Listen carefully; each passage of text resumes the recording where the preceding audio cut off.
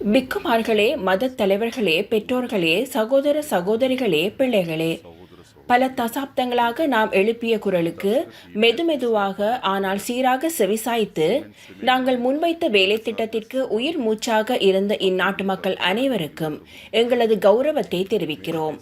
எங்கள் வேலை திட்டத்தில் உடன்படாத தரப்பினர் கூட நாங்கள் அடைந்த வெற்றியால் மகிழ்ச்சி அடைந்தால் மாத்திரமே நீங்கள் அளித்த இந்த வெற்றி மேலும் பலமானதாக இருக்கும் என்று நாங்கள் நம்புகிறோம். எனவே இந்த வெற்றியின் உரிமையை நம் நாட்டின் அனைத்து மக்களுக்கும் அர்ப்பணிக்க விரும்புகிறேன். நமது அரசியல் இயக்கத்தின் மீது நம்பிக்கை வைத்து பல்வேறு அவதூறுகளையும் பொய்யான திரிபுபடுத்தப்பட்ட தகவல்களையும் ஒதுக்கிவிட்டு புதிய பரிசோதனைக்கு அஞ்சாமல் எமது அரசியல் இயக்கத்திற்கு நமது நாட்டின் ஆட்சி அதிகாரத்தை வழங்கும் அளவிற்கு பெரும் உறுதியுடன் இருந்த பிரஜைகள் உட்பட அனைத்து மக்களுக்கும் இந்த நாட்டை கட்டியெழுப்பும் பணிக்கு தோள் கொடுப்பதற்கான பலம் இருக்கும் என்று நாங்கள் நம்புகிறோம்.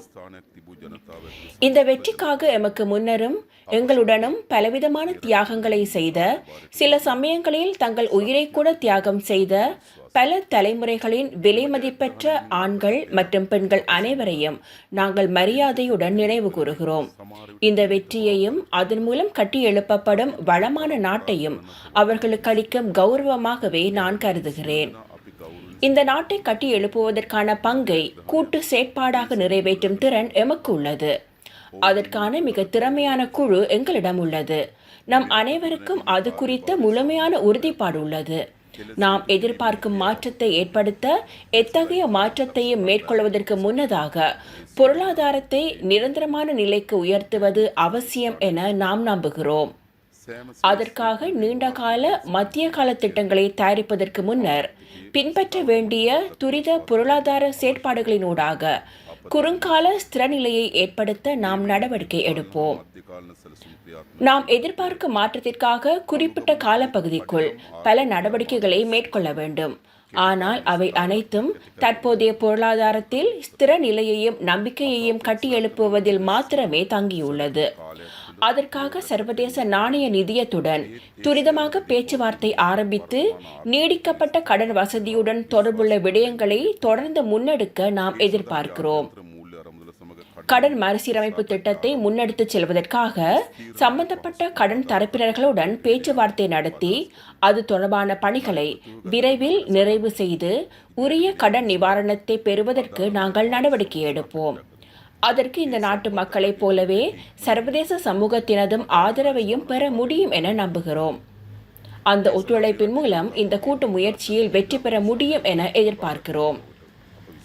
எமக்கு அதிகாரத்தை கையளிக்கையில் மாற்றம் ஏற்படுத்த வேண்டும் என்ற எண்ணக்கருவே மக்களிடத்தில் ஆழமாக பதிந்திருந்தது. மாற்றம் என எமது நாட்டு மக்கள் கருதுவது அரசியல் முறைமையில் காணப்படும் அனைத்து விதமான மோசமான பண்புகளை மாற்றுவதாகும். தற்போது அது நிரூபணமாகியுள்ளது. இந்த நாட்டில் நடைபெற்ற அனைத்து விதமான தேர்தல்களையும் நோக்கினால் தேர்தலுக்கு பின்னரான எந்த வன்முறை சம்பவமும் நடைபெறாத ஒரே ஒரு தேர்தலாக நாம் வெற்றியீட்டிய ஜனாதிபதி தேர்தலாக வரலாற்றில் இணைக்க முடிந்துள்ளது. இது நமது நாட்டு மக்கள் எம் மீது கொண்டுள்ள நம்பிக்கையை உறுதிப்படுத்துகிறது. இந்த நிலைமையை உறுதிப்படுத்தி நிலைப்படுத்துவது எமது நோக்கமாகும். அரசியலில் அதிகாரத்தை பெறுவதற்கு நடவடிக்கை மேற்கொள்வதற்கும் அதற்காக வியூகம் அமைப்பதற்கும் எவருக்கும் உரிமையுள்ளது. அரசியல் செய்யும் நேரத்தில் அரசியல் செய்வதற்கும் நாட்டை கட்டியெழுப்ப வேண்டிய நேரத்தில் அதற்காக ஒன்றிணைந்து செயற்படுவதன் முக்கியத்துவத்தையும் இந்த தருணத்தில் வலியுறுத்துகிறேன். அதற்கான தலைமைத்துவத்தை நாம் வழங்குகிறோம்.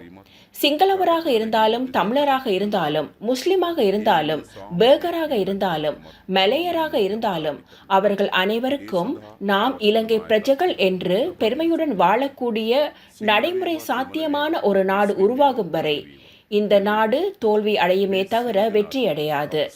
அதற்காக அரசியலமைப்பு ரீதியான பொருளாதார அரசியல் மறுசீரமைப்புகளை மேற்கொள்ள ஒருபோதும் நாம் பின்வாங்க மாட்டோம். தனது இனம், தனது மதம், தனது வர்க்கம், தனது சாதி என இந்த நாடு பிரிந்திருந்த காலத்தை முழுமையாக முடிவுக்கு கொண்டு வந்து பன்முகத்தன்மையை மதிக்கும் இலங்கை தேசமாக இந்த நாட்டை கட்டியெழுப்பும் நிலையான நிரந்தரமான வேலை திட்டத்தை நாம் ஆரம்பிப்போம். இந்த அனைத்து நடவடிக்கைகளையும் முன்னெடுப்பதற்காக அவற்றை செயல்படுத்த அவசியமான செயற்திறன் மிக்க மற்றும் நேர்மையான அதிகாரிகளை நியமிக்கும் பல நடவடிக்கைகளை நாங்கள் ஏற்கனவே நிறைவு செய்துள்ளோம்.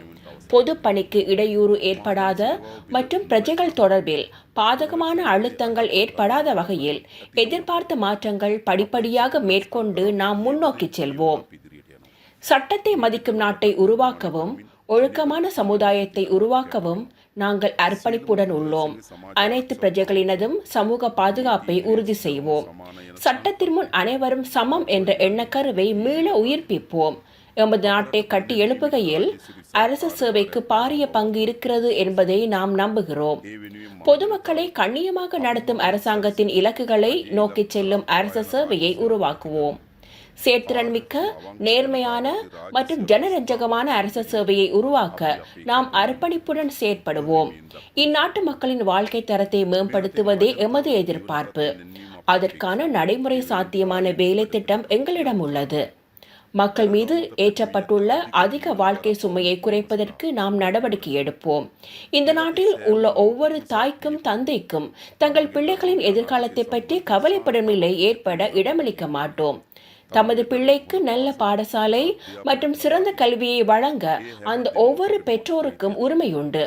அனைத்து பிள்ளைகளுக்கும் சிறந்த கல்வியை வழங்கவும் அடுத்த தலைமுறையை பாதுகாக்கவும் நாம் அர்ப்பணிப்புடன் உள்ளோம். அறிவு, திறன், மனப்பாங்கு என்பவற்றை மேம்படுத்தி இளைஞர் சமூகத்திற்கு நம்பிக்கை ஏற்படக்கூடிய எதிர்காலத்தை உருவாக்குவோம். எந்த நாட்டிற்கு நாம் சென்றாலும் விமான நிலையத்தின் தன்மையை வைத்து அந்த நாடு குறித்து ஒரு கண்ணோட்டத்தை உருவாக்க முடியும். அதன் ஒழுங்கு, மக்களின் நடத்தை, செயல்பாடு போன்றவற்றின் மூலமும் மறைமுகமாக அந்த நாட்டின் இயல்பு எடுத்து காட்டப்படுகிறது. அதையும் தாண்டி சுற்றுச்சூழலின் தூய்மை, வீதிகளில் வாகனங்கள் செல்லும் விதம், முதியோர்களை நடத்தும் விதம், விருந்தோம்பல் செய்யும் முறை, விலங்குகள் எப்படி நடத்தப்படுகின்றன என்பதையும் உறுதிப்படுத்த முடியும்.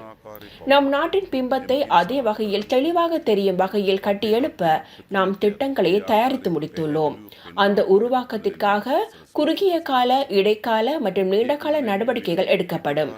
இந்த நாட்டின் கடவுச்சீட்டை உலகமே மதிக்கும் நிலைக்கு நாம் நாட்டை கட்டியெழுப்புவது அவசியம். இந்த நாட்டின் பிரஜைகளுக்கு நான் இலங்கையர் என்று பெருமையுடன் கூறக்கூடிய நாட்டை உருவாக்குவது அவசியம். இந்த நாட்டின் பிரஜையாக இருப்பது பெருமை என்று நம் நாட்டு மக்கள் உணரும் வகையில் இந்த நாட்டை உருவாக்குவது அவசியம். அதற்கு உங்களின் கூட்டு பங்களிப்பு தேவை. அனைத்து பிரஜைகளுக்கும் சமூக நீதியை நிறைவேற்றும் அரசொன்றை உருவாக்க நாம் பொறுப்புடன் பங்களிக்கிறோம்.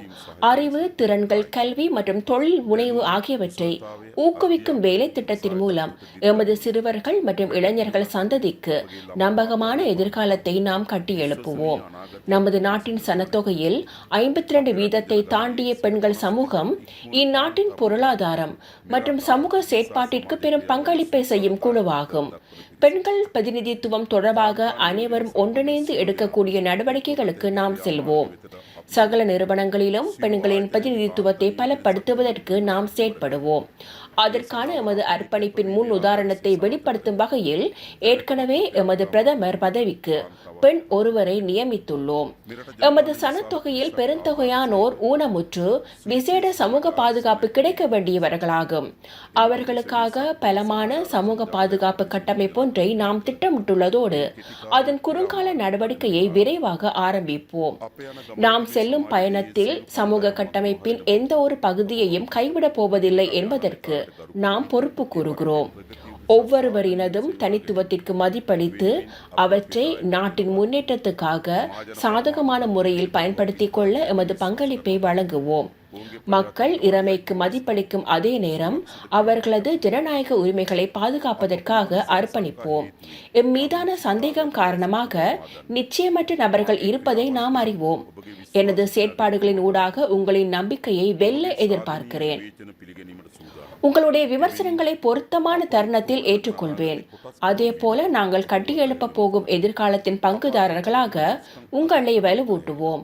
எமக்கிடையில் காணப்படும் வேறுபாடுகளை களைய முடியுமானால் நமக்கிடையிலான இலக்கு சமமானவை என நீங்கள் உணர்ந்து கொள்வீர்கள் என நான் நம்புகிறேன். அதனூடாக நாடு முகம் கொடுத்துள்ள நெருக்கடியை ஏற்றுக்கொள்ளவும் அதனூடாக முன்னோக்கி செல்வதற்கு தேவையான மூலோபாயங்களை இணைந்து திட்டமிடவும் முடியும். இந்த நாட்டை கட்டி எழுப்புவதற்காக காத்திரமாகவும் நேர்மையாகவும் இணையும் அனைவருக்கும் எமது கதவுகள் திறந்துள்ளன. மக்களின் ஆணைக்கு அமைவான பாராளுமன்றம் ஒன்று அவசியப்படுகிறது. இறுதியாக இருந்த பாராளுமன்றம் மக்கள் ஆணையை திரிவுபடுத்தியதாக காணப்பட்டது. அதனால் நேற்றைய தினம் பாராளுமன்றத்தை கலைக்க நடவடிக்கை எடுத்தேன். அரசியலமைப்புக்கு அமைவாக நாட்டை கொண்டு செல்வதற்காக எமது பாராளுமன்ற பிரதிநிதித்துவத்திற்கு அமைவாக அமைச்சரவை ஒன்றை நியமித்தேன். அன்றாடம் சூரியன் உதிக்கும் ஒவ்வொரு பொழுதிலும் மக்கள் காணும் கனவுகள் உள்ளன. அது இன்று இருப்பதை விடவும் சிறந்த நாடாகும். ஆனாலும் பல வருடங்களாக அது கனவாகவே போய்விட்டது என்பதையும் நானும் அறிவேன். சந்தர்ப்பவாதம், அதிகார மோகம், சர்வாதிகாரம் மற்றும் இனவாதம் காரணமாக எமது நாட்டை மேலும் உயர்த்தி வைக்க எம்மால் முடியாமல் போனது. இருப்பினும் எமது வரலாற்றில் நழுவவிட முடியாத சந்தர்ப்பம் ஒன்று கிடைத்திருக்கிறது. நாம் அனைவரும் ஒன்றிணைந்து பல்வகைத்தன்மையை ஏற்றுக்கொள்ளும் செழிப்பான நாட்டை கட்டியெழுப்புவோம். நன்றி. இதுபோன்று பல செய்திகளை தெரிந்து கொள்ள நமது வைப்ஸ் டிவி யூடியூப் தளத்தை சப்ஸ்கிரைப் செய்து அருகிலுள்ள பெல் பட்டனை கிளிக் செய்யுங்கள். மேலும் பல செய்திகளை அறிந்து கொள்ள www.vaibznews.com vibesnews.com என்ற இணையதளத்தை பார்வையிடுங்கள்.